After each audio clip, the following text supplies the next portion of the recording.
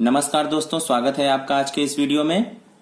आज हम सूचकांक के शॉर्ट क्वेश्चंस के बारे में पढ़ने वाले हैं जो कि एग्जाम में सेक्शन सी में 2 नंबर के लिए पूछे जाते हैं।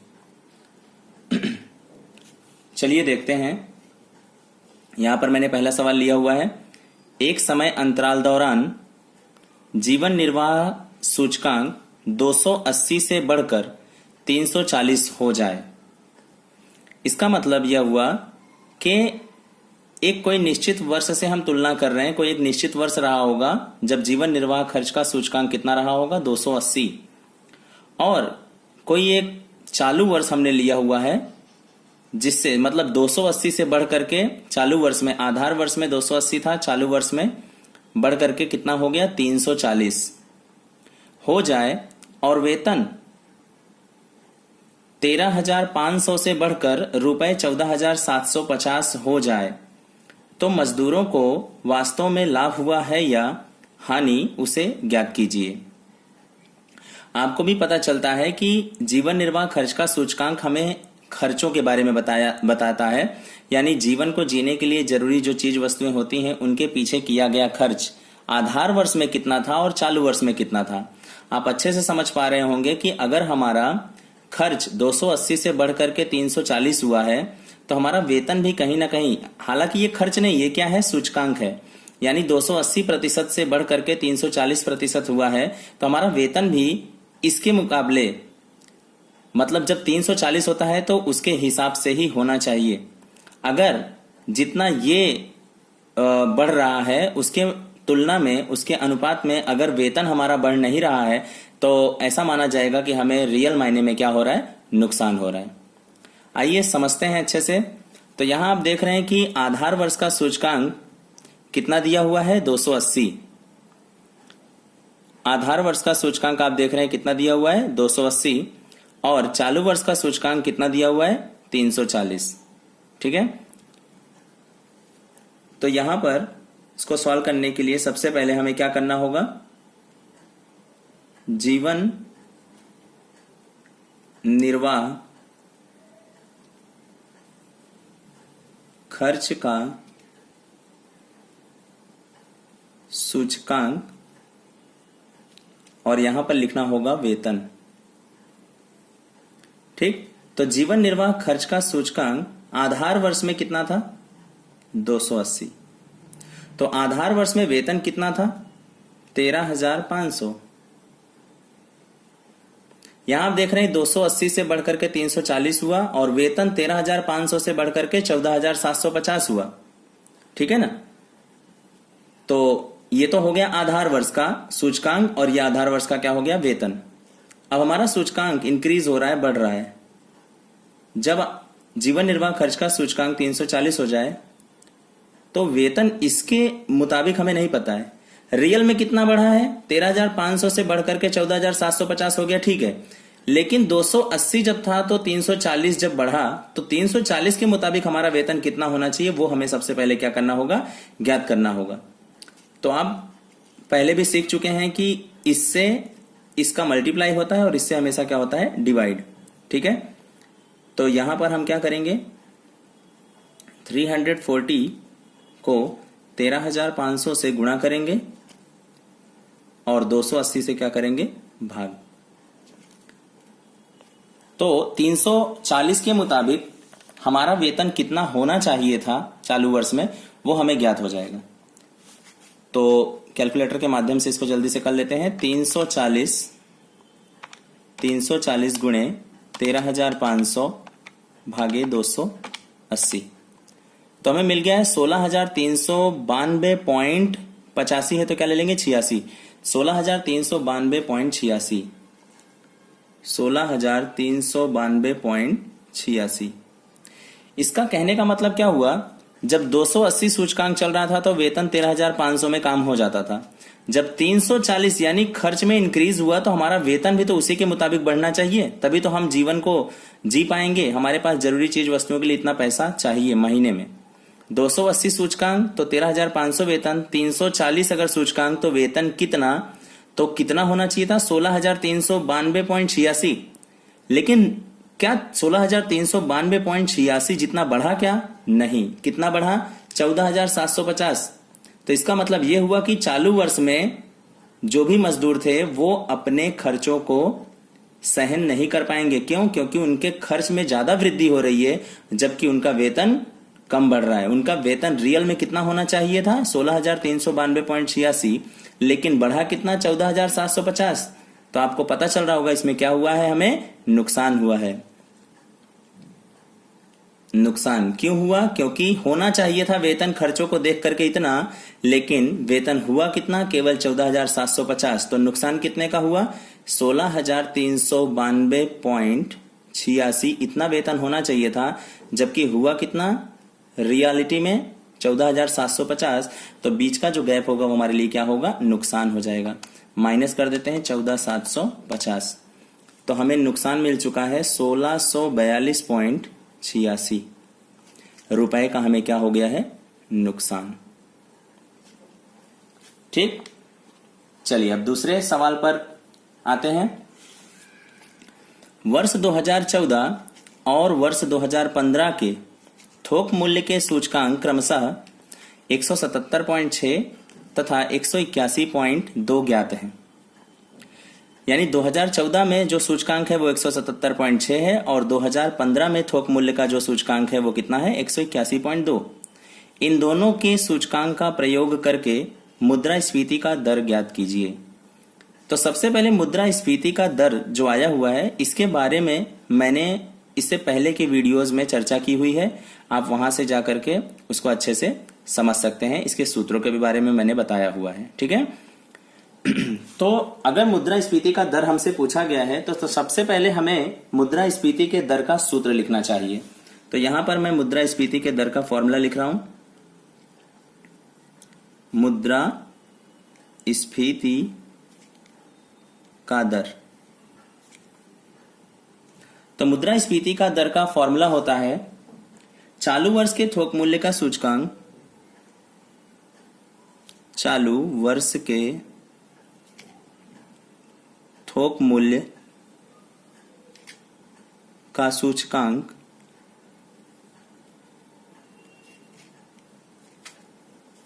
माइनस गत वर्ष के थोक मूल्य का सूचकांक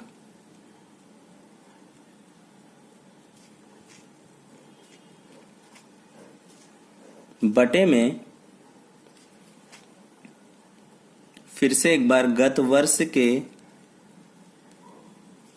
थोक मूल्य का सूचकांक गुणे क्या? 100। मुद्रास्फीति के दर का फॉर्मूला हुआ चालू वर्ष के थोक मूल्य का सूचकांक माइनस गत वर्ष के थोक मूल्य का सूचकांक बटे में भी गत वर्ष के ही थोक मूल्य का सूचकांक गुणे 100। ठीक है। तो चालू वर्ष के थोक मूल्य का सूचकांक जरा ढूंढ लेते हैं। 2014 और 15 दो वर्ष दिए गए तो चालू वर्ष हमेशा बड़ा वाला होता है 2015, यानी उसका थोक मूल्य का सूचकांक कितना था? 181.2। 181.2 माइनस करना है गत वर्ष के थोक मूल्य का सूचकांक। गत वर्ष कौन सा था? 2014, यानी उसका कितना दिया हुआ है? 177.6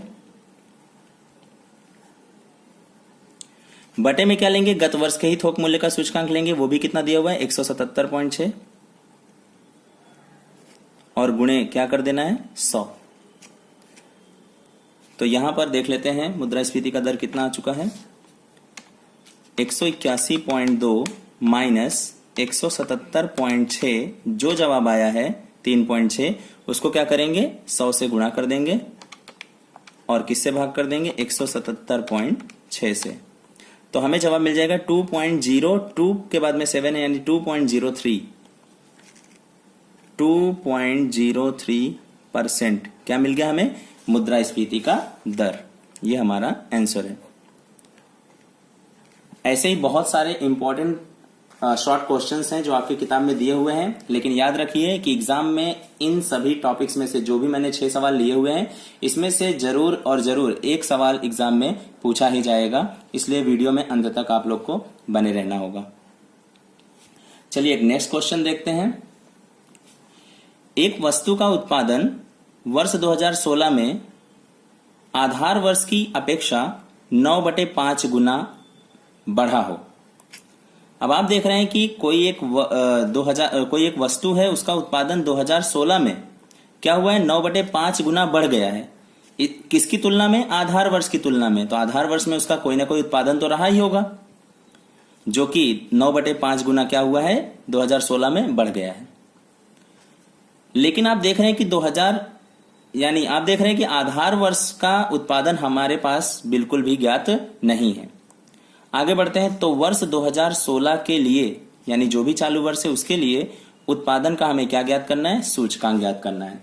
तो ये सवाल बहुत ही इंपॉर्टेंट है और सरल भी है, और आप इस सवाल को 3 तरह से कर सकते हैं।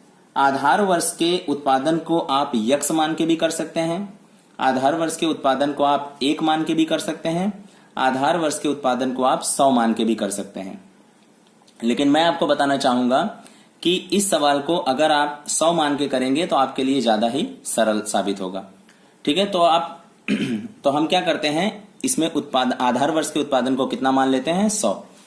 चलिए इसको सॉल्व करते हैं। माना कि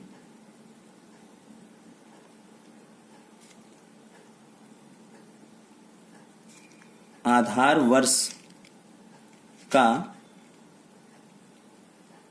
उत्पादन बराबर 100।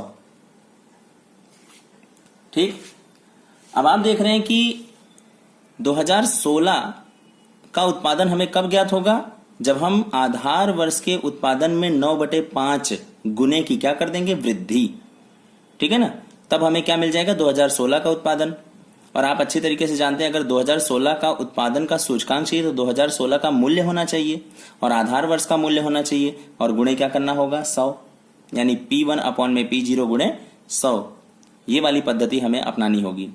तो यहां पर आप देख रहे हैं कि आधार वर्ष का उत्पादन हमारे पास ज्ञात नहीं था, जिसको हमने क्या किया है, मान लिया है। आप यहां पर 1 भी मान सकते हैं, आप यहां पर यक्ष भी मान सकते हैं, लेकिन मैंने आपको बताया कि 100 मानना हमारे लिए ज्यादा उचित होगा। इससे कैलकुलेशन काफी सिंपल हो जाएगा। ठीक, माना कि आधार वर्ष का उत्पादन बराबर में 100। अब हमें क्या करना है, इसमें वृद्धि कर देना है, प्लस वृद्धि। अब वृद्धि कैसे करना है, जो भी हमारा आधार वर्ष का उत्पादन था उसका 9/5 गुना कर देना है। तो आधार वर्ष का उत्पादन कितना था, 100, उसके साथ में गुणा कर देंगे 9/5 का। तो इसका मतलब 5 से काटेंगे तो 20 पंचे 100, 20 नवा 180, यानी कितने की वृद्धि हुई, 180। पहले कितना था, 100, वृद्धि कितने की हुई, 180। तो 2016 में उत्पादन कितना हो जाएगा, 280। समझ में आई बात? आधार वर्ष का उत्पादन हमारे सामने ज्ञात नहीं था, हमने 100 मान लिया। वृद्धि 100 के ही ऊपर तो 9/5 गुना बढ़ाना होगा, तो 100 9/5 से गुना कर दिए तो कितना हो गया, 180, यानी ये क्या हुई है, वृद्धि। तो हमने वृद्धि को हमेशा इसमें आधार वर्ष के उत्पादन में जोड़ दिया, तो कितना मिल गया हमें, 280। ये हमें क्या मिल गया, 2016 में जो भी उत्पादन हमने किया था वो मिल गया। अब लेकिन हमें इतना ही निकाल करके ड्रॉप नहीं करना है, हमें रियलिटी में क्या निकालना था, सूचकांक। ठीक है, तो यानी हमें 2016 का सूचकांक ज्ञात करना होगा। 2016 में उत्पादन का सूचकांक बराबर 2016 का उत्पादन यानी P1। ठीक है, उसके बाद में आप इसको Q1 से भी दर्शा सकते हैं, या तो आप क्या लिख सकते हैं डायरेक्टली 2016 का उत्पादन। ठीक है, P1 बटे में P0 गुणे क्या, 100। एक्चुअली ये क्वांटिटी है तो Q से दर्शाएंगे तो ज्यादा बेटर रहेगा, Q1/Q0 गुणे 100, राइट। लेकिन मैंने दर्शा दिया तो चलेगा।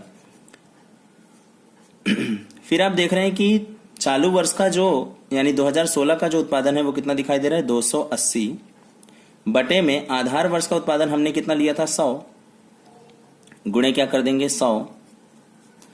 तो ये दोनों क्या हो जाएंगे, कट जाएंगे, यानी हमारे सामने जो जवाब आएगा वो कितना आ जाएगा, 280%। यानी आधार वर्ष की अपेक्षा चालू वर्ष में यानी 2016 में उत्पादन का सूचकांक कितना हो गया? 280%। चलिए अब बाकी के जो 3 सवाल हैं उसको भी सॉल्व करते हैं इसी प्रकार। वर्ष 2010 से 2013 तक के जीवन निर्वाह खर्च के सूचकांक एवं औसत मासिक आय वेतन निम्नानुसार दिया गया है। 2010 से 2013 तक की सूचनाएं दी गई हैं, औसत मासिक वेतन भी दिया गया है और जीवन निर्वाह खर्च का सूचकांक भी दिया गया है। आगे क्या बताया गया? उस पर से प्रत्येक वर्ष के लिए वास्तविक वेतन को ज्ञात कीजिए। ठीक है, यानी हमें क्या निकालना है? इसमें वास्तविक वेतन निकालना है। चलिए तो निकालते हैं। वास्तविक वेतन निकालने से पहले वास्तविक वेतन का कोई ना कोई फॉर्मूला है, वो हमें पहले अप्लाई करना होगा। तो वास्तविक वेतन का सूत्र होता है मासिक वेतन डिवाइडेड बाय जीवन निर्वाह खर्च का सूचकांक गुणे 100। तो यहां पर मैं सूत्र लिख दे रहा हूं, वास्तविक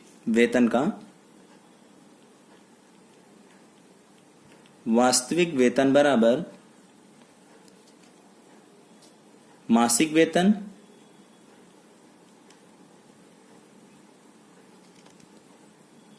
डिवाइडेड बाय जीवन निर्वाह खर्च का सूचकांक, शॉर्ट में मैंने लिखा हुआ है, इंटू 100। मासिक वेतन बटे में जीवन निर्वाह खर्च का सूचकांक गुणे 100। तो यहां पर मैंने क्या किया? सबसे पहले वर्षों को लिख लिया, औसत मासिक वेतन को 35,000, 40,000, 42,000, 50,000 इसको भी लिख लिया। फिर उसके बाद में आप देख रहे हैं कि जीवन निर्वाह खर्च का सूचकांक भी 120, 150, 130, 160 ये मैंने लिख लिया है। अब वास्तविक वेतन आराम से हम लोग सूत्र के माध्यम से ज्ञात कर सकते हैं। तो आप ऊपर क्या देख रहे हैं? मासिक वेतन कितना दिखाई दे रहा है? 35,000। जीवन निर्वाह खर्च का सूचकांक इस वर्ष में कितना दिखाई दे रहा है? 120 और गुणे क्या कर देना है? 100। यानी 35,000 को 120 से डिवाइड करके गुणे क्या कर देना है? 100। तो यहां पर मैं डायरेक्टली करना चाहूंगा 35,000 बटे में 120 और गुणे 100। तो आप देख रहे हैं कितना मिल गया? 29,166.67। 29,166.67। राइट। इसी प्रकार दूसरे वर्ष का भी करते हैं। 40,000 बटे में भाग की बटन दबा करके 150 और गुणे 100। तो आपको मिल जाएगा 26,666.67। फिर आगे बढ़ते हैं नेक्स्ट ईयर 2012 के लिए। 42,000 भाग की बटन दबाएंगे 130 गुणे 100। तो मिल गया 32,307.69। 32,307.69। फिर आगे 2013 के लिए 50,000 भाग की बटन दबा करके 160 और गुणे क्या करेंगे? 100। तो कितना मिल जाएगा? 31,250। ये हमें क्या मिल चुके हैं? वास्तविक वेतन। ये बहुत ही सिंपल सा सवाल है, लेकिन एग्जाम में 2 नंबर के लिए पूछा जा सकता है। चलिए नेक्स्ट क्वेश्चन पे आगे बढ़ते हैं। यदि वर्ष 2014 के लिए एक वर्ग के परिवार का खर्च पात्र औसत आय 25,000 रुपए हो और यदि उस वर्ग का वर्ष 2014 के आधार पर वर्ष 2016 के लिए जीवन निर्वाह खर्च का सूचकांक 120 हो, यानी आप क्या देख रहे हैं कि 2016 का जीवन निर्वाह खर्च का सूचकांक दिया गया है और 2014 का खर्च पात्र औसत मासिक आय दी गई है। तो उसने हमसे क्या पूछा हुआ है? तो वर्ष 2016 के लिए इस वर्ग के परिवार की खर्च पात्र औसत मासिक आय का अनुमान ज्ञात कीजिए। यानी उसने हमें क्या क्या दिया हुआ है? आधार वर्ष की आय दी गई है, आधार वर्ष की खर्च पात्र औसत मासिक आय दी गई है और चालू वर्ष का यानी 2016 का जीवन निर्वाह खर्च का सूचकांक दिया है और हमसे चालू वर्ष का ही यानी 2016 का ही खर्च पात्र औसत मासिक आय पूछ रहा है। आधार वर्ष का खर्च पात्र औसत मासिक आय दे करके चालू वर्ष के खर्च पात्र औसत मासिक आय की गणना हमसे पूछा जा रहा है। ठीक है, तो याद रखिए इसके लिए भी हमारे पास एक फॉर्मूला है। चालू वर्ष का खर्च पात्र औसत मासिक आय बराबर, चलिए पहले सूत्र लिख लेते हैं। चालू वर्ष का खर्च पात्र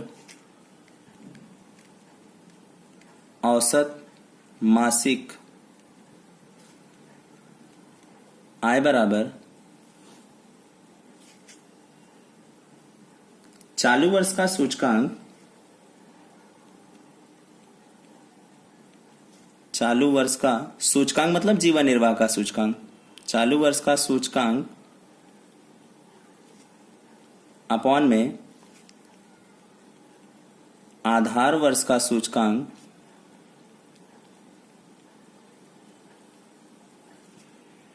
इनटू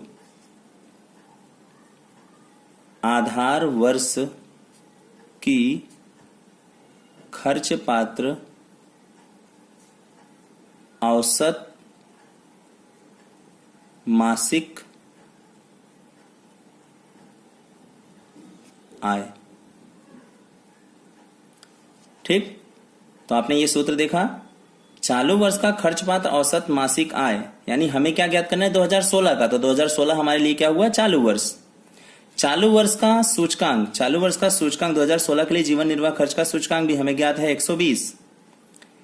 आधार वर्ष का सूचकांक हमें ज्ञात नहीं है, और मैंने बताया था कि जब भी कभी आधार वर्ष का सूचकांक हमें ज्ञात ना हो तो कितना लिया जाता है, हमेशा 100 लिया जाता है। ठीक है, तो चलिए इसको फॉर्मूले में पुट कर देते हैं। चालू वर्ष का सूचकांक कितना है 120, 2016 का सूचकांक 120 अपॉन में आधार वर्ष का सूचकांक हमें ज्ञात नहीं है, मतलब कितना लेंगे 100, और आधार वर्ष की, यानी आधार वर्ष कौन सा था 2014, उसकी खर्च पात्र औसत मासिक आय हमें ज्ञात है क्या, यस 2014 के लिए परिवार का खर्च पात्र औसत आय 25,000 रुपए, 25,000।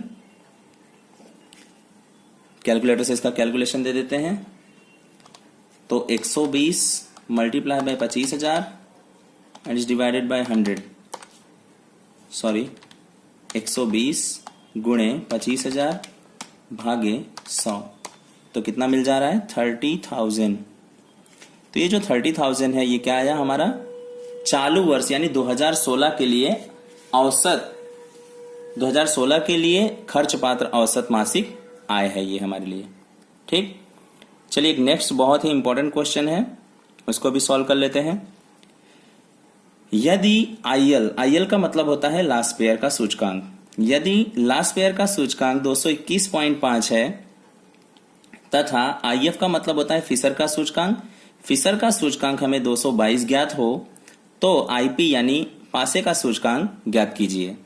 इस सवाल में आप देख रहे हैं कि लास्ट पेयर का सूचकांक और फिशर का सूचकांक हमें ज्ञात है और हमें पासे का इस सूचकांक की गणना करनी है। ठीक है, तो किसी भी सूचकांक को ज्ञात करने से पहले अगर तीनों सूचकांक दिए गए हो या कोई भी उसमें से ना दिया गया हो, आपको फिशर के ही सूचकांक का सूत्र लगाना है सवाल में। ठीक है, तो हमें सबसे पहले क्या करना है, फिशर के सूचकांक का सूत्र लगा देना है। तो फिशर का सूचकांक का फॉर्मूला था आई एफ बराबर करनी में I L into I P. ठीक, अब आप देख रहे हैं कि यहां पर आई एफ कितना दिया हुआ है, आई एफ आपको दिखाई दे रहा है 222,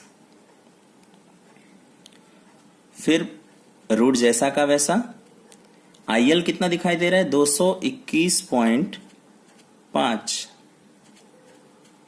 आईपी आपको दिखाई दे रहा है, लेकिन यहां पर आईपी हमसे पूछा गया है इसलिए उसका मान हमें पता नहीं है, तो हम आईपी की जगह आईपी को ही रख देंगे। याद रखिए कभी भी करनी अगर लगी हुई है तो सवाल हम सॉल्व नहीं कर सकते, तो हमें सबसे पहला स्टेप क्या लेना होगा कि करनी कैसे हटाई जाए। तो करनी को हटाने का बहुत ही सिंपल सा रूल है, करनी के ऊपर अगर हम स्क्वायर कर देते हैं, वर्ग कर देते हैं, तो करनी क्या हो जाती है, हट जाती है। लेकिन आपको ये जो क्रिया है बराबर के दोनों तरफ करनी होगी, नहीं तो मान में उसके क्या हो जाएगा, परिवर्तन आ जाएगा। तो आप इस तरफ भी वर्ग करेंगे तो बराबर के इस तरफ भी आपको क्या करना होगा, वर्ग करना होगा। जैसे ही आपने स्क्वायर किया करनी क्या हो गई, हट जाएगी यानी गायब हो जाएगी। तो आपके पास बचेगा क्या 221.5 इंटू आईपी।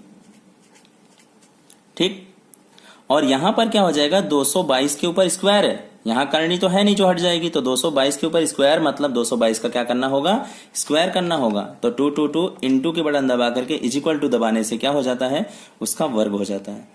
तो आप देख रहे हैं 49,284, ये 222 का क्या हो गया, स्क्वायर हो गया।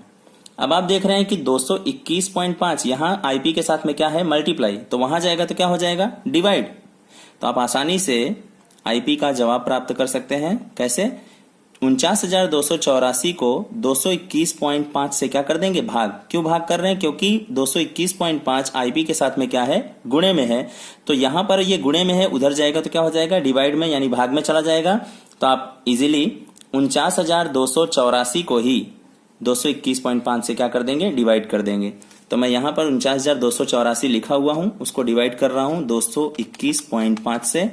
तो आपको आंसर मिल रहा है 222.5, राइट। तो यानी आप बोल सकते हैं कि पासे का जो सूचकांक है वो कितना हो जाएगा, 222.5। तो ये थे आज के 6 महत्वपूर्ण शॉर्ट क्वेश्चंस जो कि एग्जाम में आपके लिए बहुत ही महत्वपूर्ण हैं, और 2 नंबर इसमें से आपको आराम से सेक्शन सी में प्राप्त हो ही जाएंगे सूचकांक के चैप्टर से। आशा करता हूं कि आपको ये पूरा वीडियो अच्छे से समझ में आया होगा, सवाल अच्छे से समझ में आया होगा। अगर आपको वीडियो और सवाल अच्छे से समझ में आ रहा है तो वीडियो को लाइक कीजिए, चैनल को सब्सक्राइब कीजिए। बहुत बहुत धन्यवाद।